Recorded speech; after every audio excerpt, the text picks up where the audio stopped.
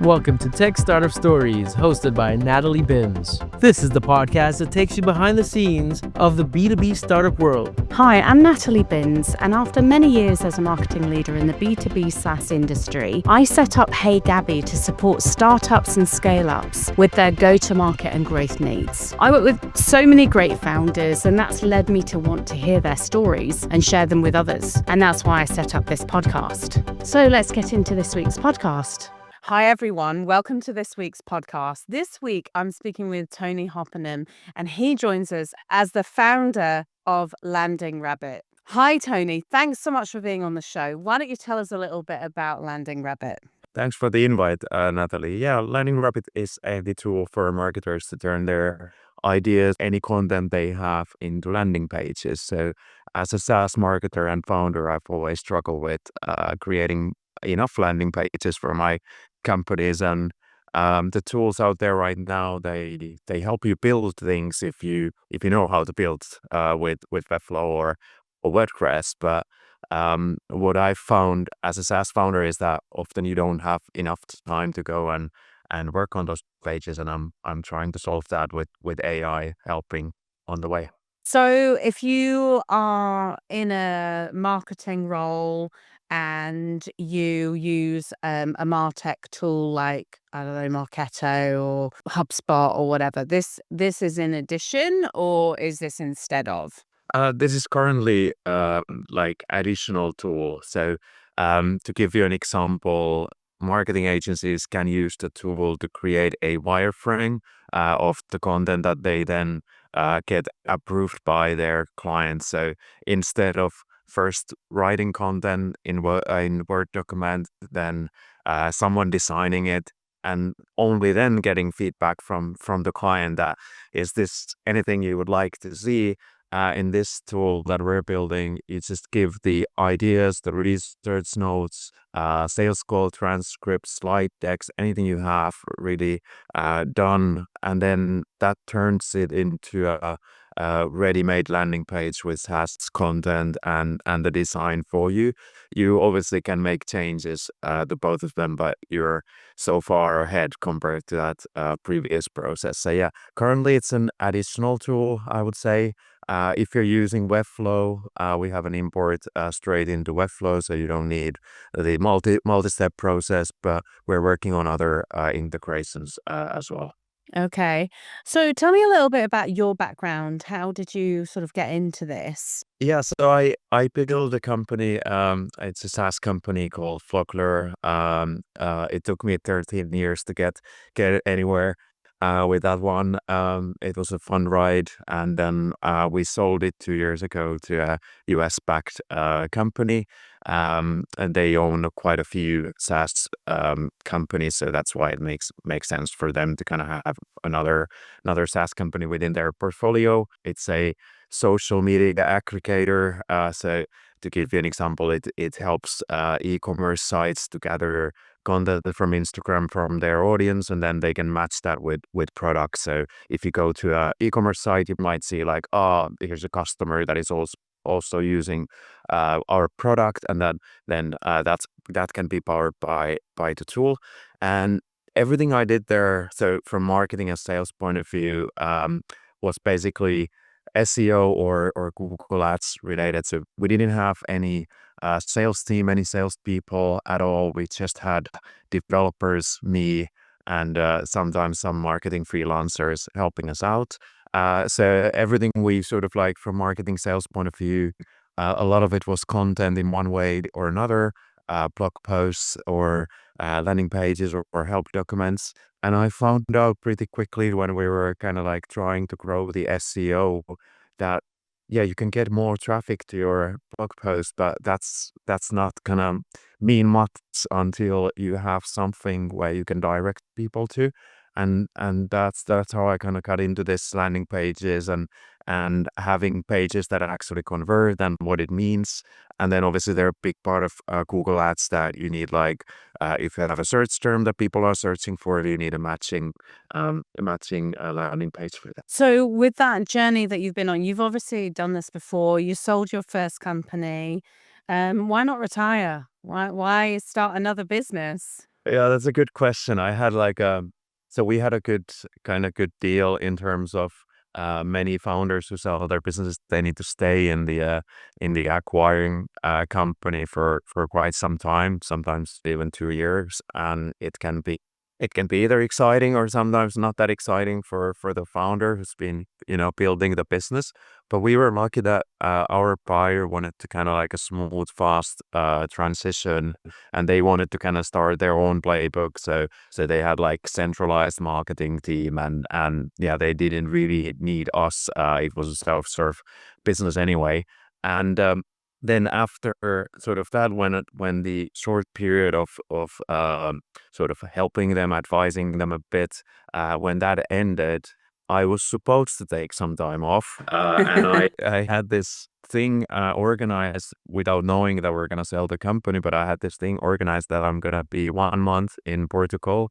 I've done that before, just as a change of scenery, get more things done. But this time I didn't have anything to do, and I had like 1 month for myself. Some friends joined there and spent time with me. But after the month, I was like, when I came back to London, I was like, I can't just live like this. I need something. I can't just cycle around and like try to figure out what to do. And to be honest, it took some time to kind of like realize how much you kind of, as an entrepreneur, how much you enjoy just building things, and how many things you kind of build as some sort of fake reasons why you're doing it. So when I was building the company, I was working long hours, as many entrepreneurs tend to do, but I always justified them by saying that, well, because I have employees, I'm kind of like responsible. Because I have some angel investors, I'm responsible for them. I made up all these reasons why I'm working so hard.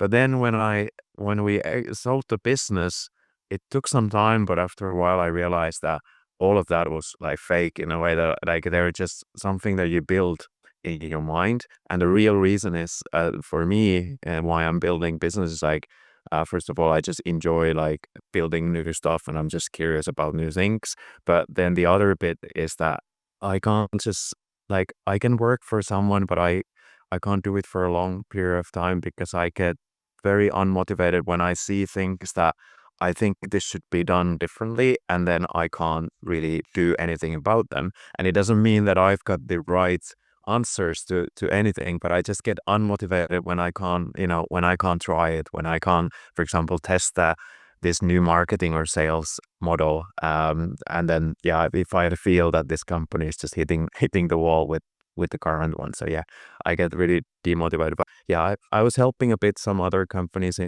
in between, and then doing some research on like what to build next. And LandingRabbit was an easy choice in a way that I just listed like a long list of things that were not working that well in my previous company, and then I picked things from there and started interviewing others that what do they think about the topic in general.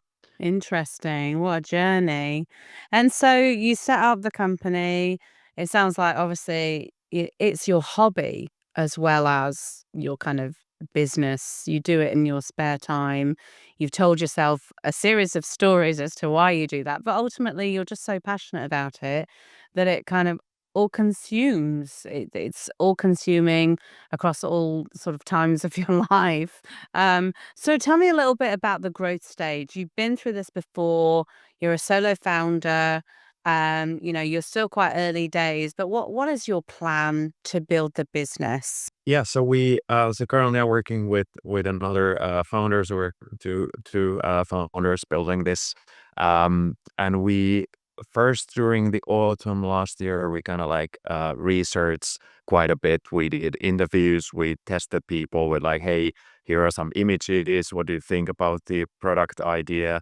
Then we built something that was like you could call it like an onboarding flow. It did not really do anything else, but you were able to either test it yourself without logging in, or you were able to kind of like have a video call with me to show, and then like I got some feedback through that. And then around March this year, we were able to push out something that I wouldn't call a product. It's like the earliest possible version of something that will become a product. And that was on purpose based on my previous experiences building products that you might have, based on the research and based on interviews, you might have quite a strong conviction that this is what we want to build, and that's a good thing. Like you just have that, like some sort of an early thing. But then when you actually give it to people and start selling it and discussing with people, that changes quite a bit when you actually have the product with you, because people who in the interviews might say that, yeah, I would definitely buy that. It still might be true, but they might not be the actual decision maker in the end, or they might be like, yeah, I would love to do this, but then I don't know how to convince my team. There might be like million reasons why the first sort of hypothesis doesn't really work, because yeah, you at that point when you research and interview people, you're asking people to imagine something, and then whatever you build out of millions of options, it might not really match the imagination that people had. So therefore, I think it's super important for startups just to push that out, whatever it is, whatever is the minimum thing that you believe that people can get some sort of value out of, and then you share it with different type of people, not only the target group that you are working with, but different type of people that are closely related to the to that, and you start getting like completely different feedback. So just to give you an example, we had this. So the first research hypothesis was that we're building this for people that are doing paid marketing in Google Ads, so that they will have like better matching landing pages. So as a SaaS marketer, you don't have enough time to kind of like, when you see data in Google Ads, you don't always have a time to create a matching landing page, but you could benefit from it. It would decrease your cost and get more leads.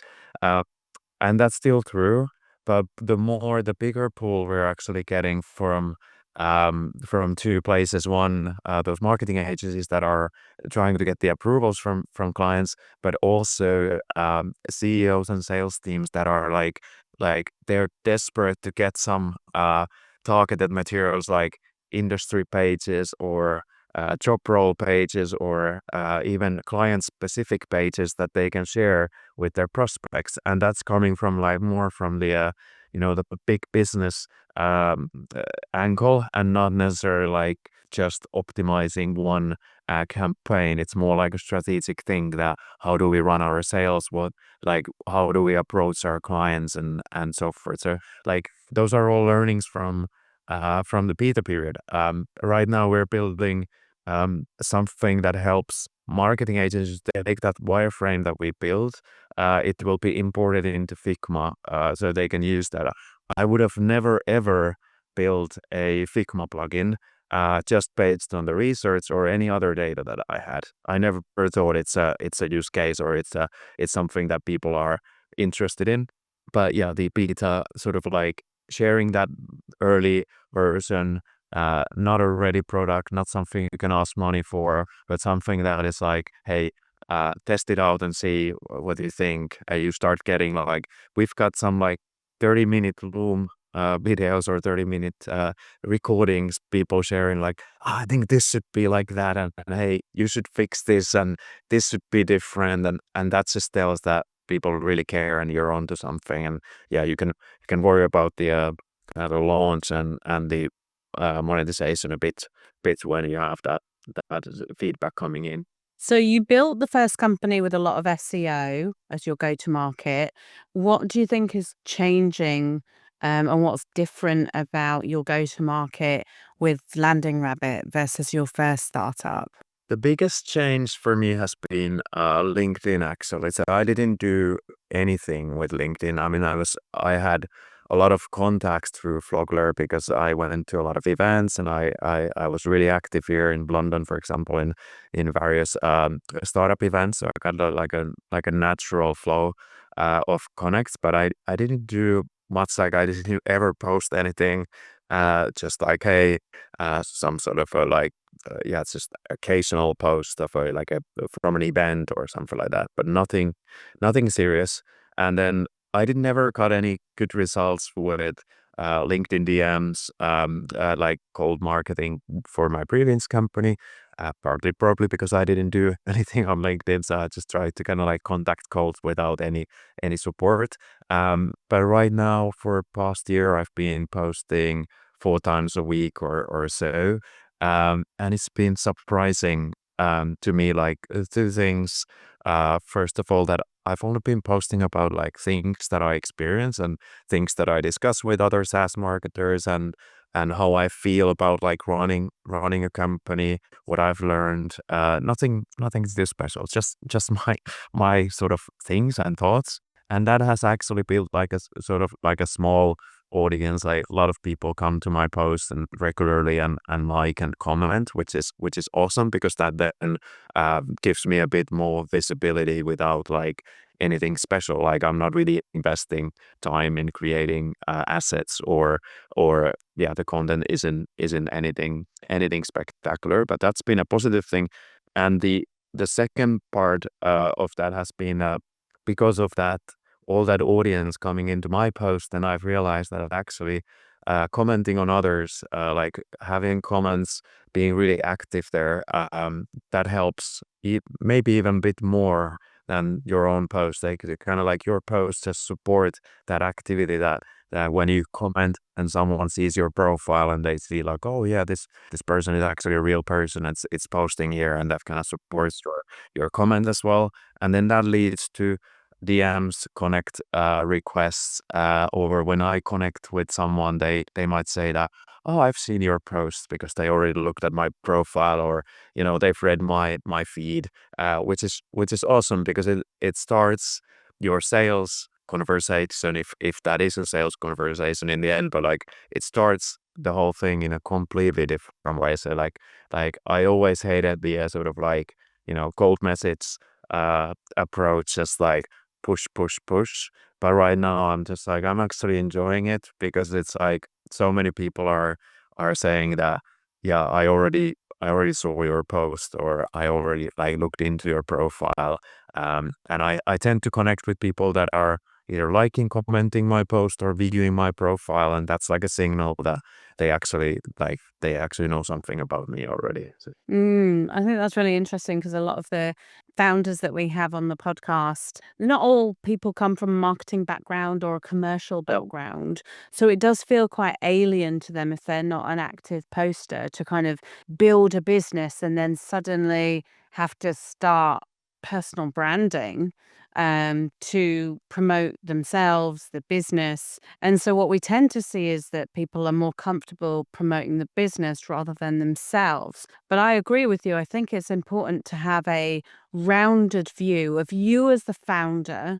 Firstly, for anybody that you might potentially hire in the future, investors, partners, and obviously customers, because I think having that human understanding as to who you are as a person and what your opinions and your thoughts are is very important. And then being able to kind of talk about the challenges with founders that I work with. So let us say, you're building the business right now. You've got a founder, colleague, a co-founder that you're working with. What does the next sort of 12 to 2 years, or 12 months to 2 years look like for you guys?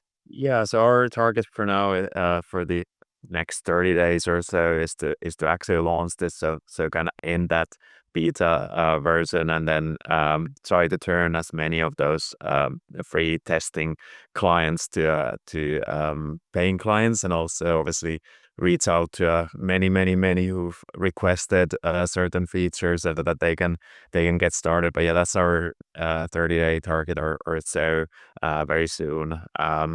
The 12 months, I think we hope that we can continue bootstrapping, but time will tell what is the best way forward. When we started this business, I was like, I've never been a person who like has like black and white set in stone rules anyway. But I was like, okay, let's do this as a bootstrap if we can, because it then gives us option to either have it as a more like a lifestyle business, or actually then approach like investors later, if we see that there's a growth opportunity. But I've started like, I'm getting a bit worried when I'm looking at the AI development, and not because of like like competitors coming in or something like that. I've learned over the years that competitors are the last the thing that you should worry about. It's so much about your your performance first, and then only then competitors. But what I'm kind of seeing right now is that the cycle of building a tech company is probably getting quite a bit shorter. Whereas like in the past, if you were running like a bootstrap business, 5 to 10 years was just like completely normal, like something that you would do anyway. But right now the tech is going so fast, and like in 6 to 12 months time, who knows like what of these tools that we're building right now on top of the AI are gonna be there, what's still relevant. And also from like customers' point of view, it's not gonna be easy to pick those tools that you wanna then keep in your tool stack because of the current sort of wave. I think OpenAI is releasing today this week when we're recording this, they're releasing another model again. And yesterday they released this sort of like a open source model that anyone can just download on their computer and then use that for free.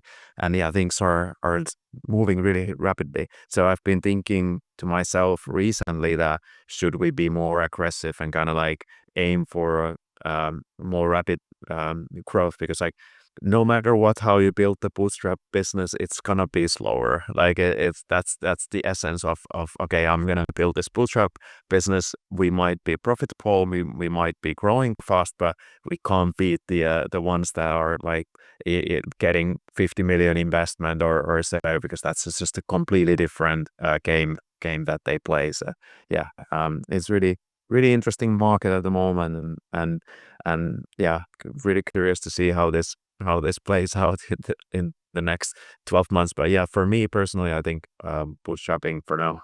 And that speed at which the industry's moving, it's quite terrifying, really. I want to take you back to the learnings that you had from your previous startup. If you could go back to Tony before you built that business, what advice would you have given yourself? That makes me laugh just for so many reasons. I started the previous business based on the fact that I'll have to go back even before the starting point. Well, like I went to uni with a single goal in mind, was that I'm not gonna become an entrepreneur, and I'm just gonna go to a instead of studying IT or anything, I'm just gonna go to business school because it's the easiest way to get like a 9 to 5 job, or that's how I felt. And then and that's because I've got like so many entrepreneurs around me, and I was thinking that I don't want to do like those long hours. I just want to like enjoy my life, have that balance. Then towards the end of like the university, I started to realize that okay, maybe it's gonna be like maybe I'll need to build something myself. But I was still going against that. That's all as much as I could. And I joined this instead of going to any typical business school graduate job. I went to this mobile app development agency where I was like a project manager for mobile app projects. I didn't know much about mobile apps, but I had a sort of like a short working period with a news company that was building iPhone apps. So I was helping to build some concepts and designing what they could look like and so forth. And that's how I got into that mobile agency work. We started working with some of the same media companies that I already worked in the past, and then we got some ideas with the client that we could build something for them. One of the media companies was really interested in building something, and then I was like, "Yeah, it sounds interesting." And then the customer was saying that, "Okay, we could actually ask other media companies if they're interested in."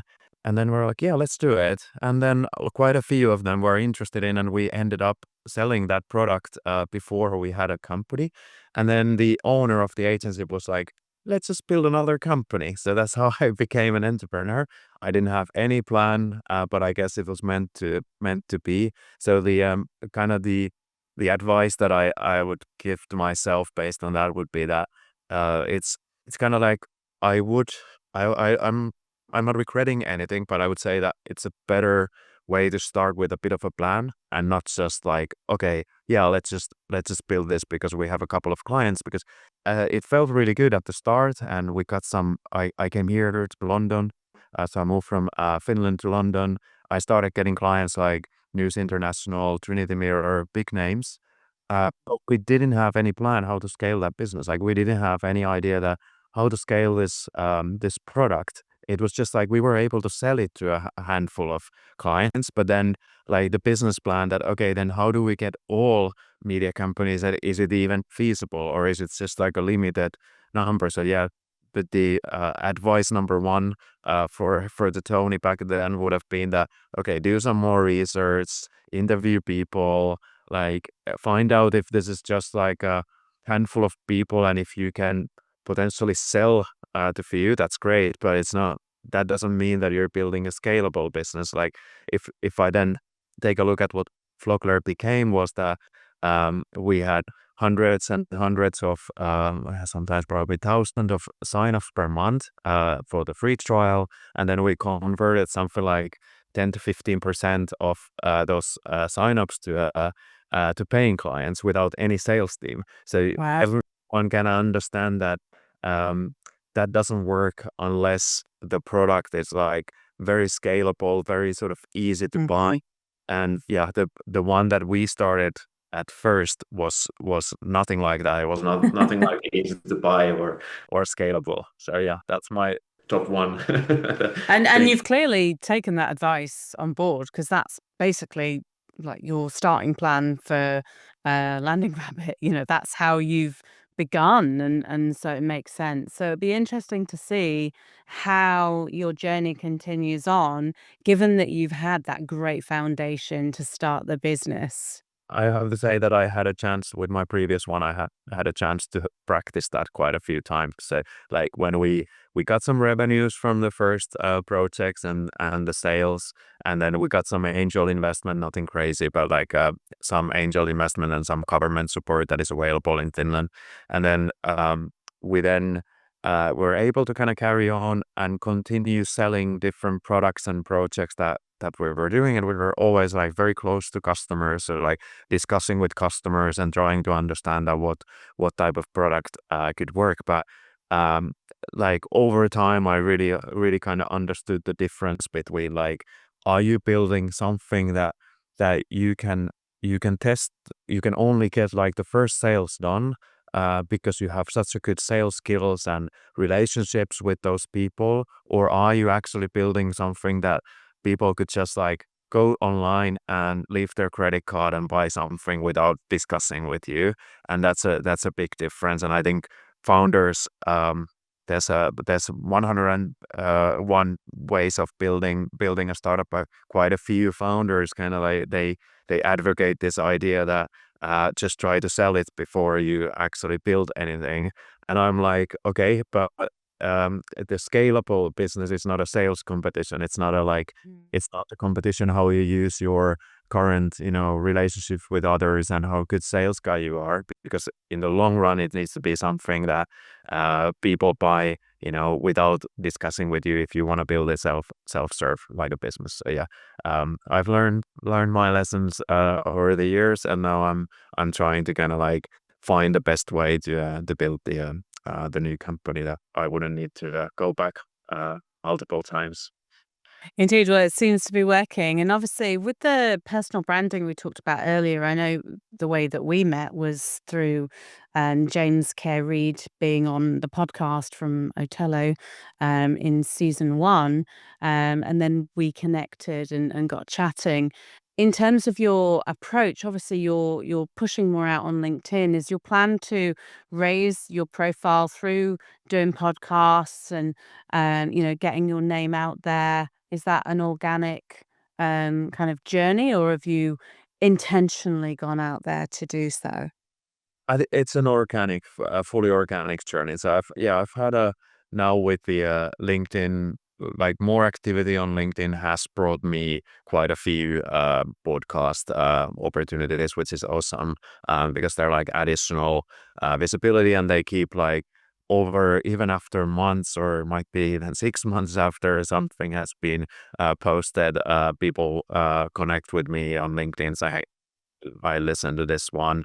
I had a really nice not too long ago. I had a really nice webinar, which was like a live recording, and then the live recording was shared as if it would be a podcast or so, and that has brought a lot. So there's like but it's been fully organic, and I've always kind of like, I think it's a good one to support all the other content activities that I do, because I am anyway doing content for LinkedIn, content for my website.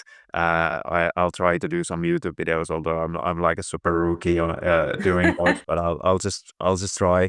And then these are just like a extra on top, which is fantastic. I know that I have some friends who are actually like running their own podcast and trying that out as well.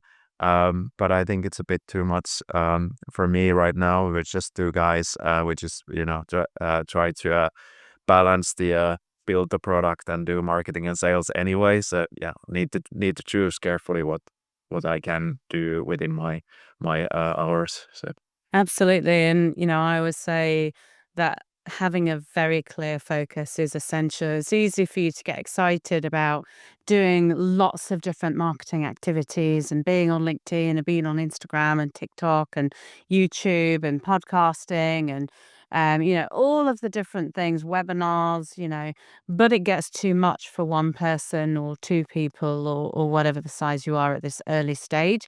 So you have to pick and place bets on which experiments you're going to go through. And it sounds like you're doing all the right things. So I'll be very keen to watch the company grow. So if anyone listening to the podcast wants to know more about LandingRabbit, how can they get hold of you? yeah, so landingrabbit.com is the easiest way.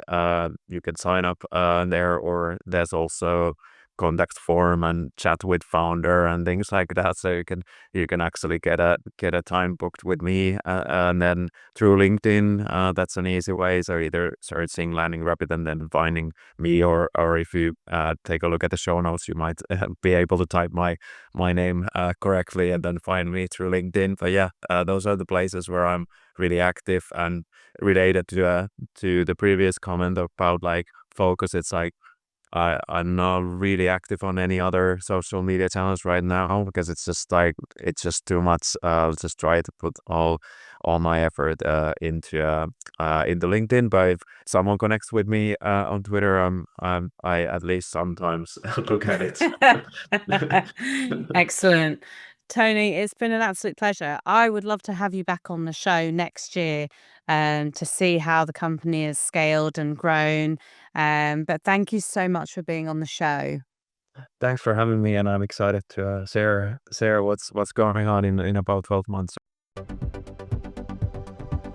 That's it for this episode of Tech Startup Stories. Have a story you'd like us to share, or a topic you'd want to cover? Reach out and we'd love to hear from you. Until next time, take care.